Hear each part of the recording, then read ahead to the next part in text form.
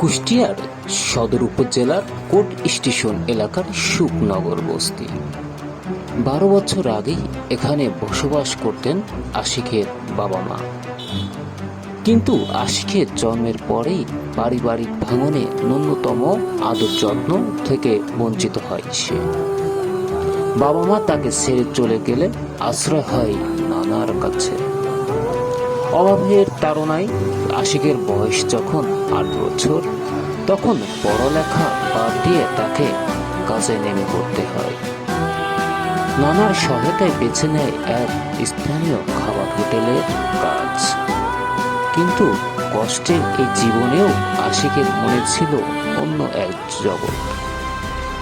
হোটেলের কাজ শেষ করেই বিকেলে তার একমাত্র নেশা হয়ে ওঠে ফুটবল। তার খেলা নৈপুণ্য দেখে মুগ্ধ হন স্থানীয়রা। অভাব আর হোটেলের ক্লান্তিকে অপেক্ষা করে সে নিয়মিত ছুটে যায় মাঠে, অংশ নেয় খেলা।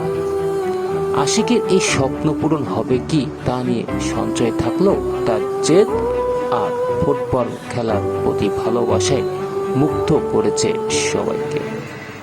এখন স্থানীয়দের একটাই দাবি, আশিকের পাশে দাঁড়াক সমাজের বিত্তবানরা।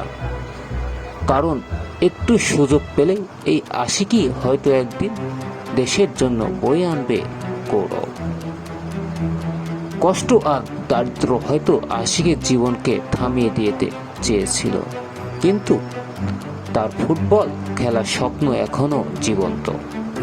এই কিশোরের অদম্য ইচ্ছাশক্তি আর সমাজের সহযোগিতা পেলে হয়তো আলোর মুখ দেখবে কুষ্টিয়ার এই ক্ষুদে ফুটবলার। আমরা কোট চত্বরে যারা নিয়মিত থাকি, আমাদের খুব পরিচিত মুখ আশিক। ও একটা হোটেলে কাজ করে, পাশাপাশি অত্যন্ত মেধাবী খেলোয়াড়, ক্রীড়াবিদ।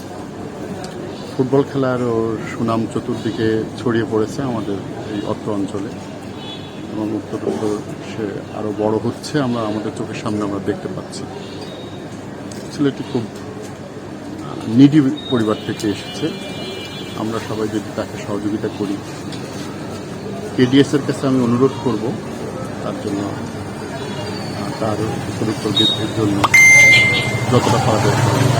সরকারের কাছে আমি অনুরোধ করব, এরকম ক্ষুদে ফুটবলারগুলো যদি আজকে সেবা পায় এবং সুযোগ পায়, আগামী দিনের স্টার, আগামী দিনে তারা আমাদের বাংলাদেশের নেতৃত্ব দেবে।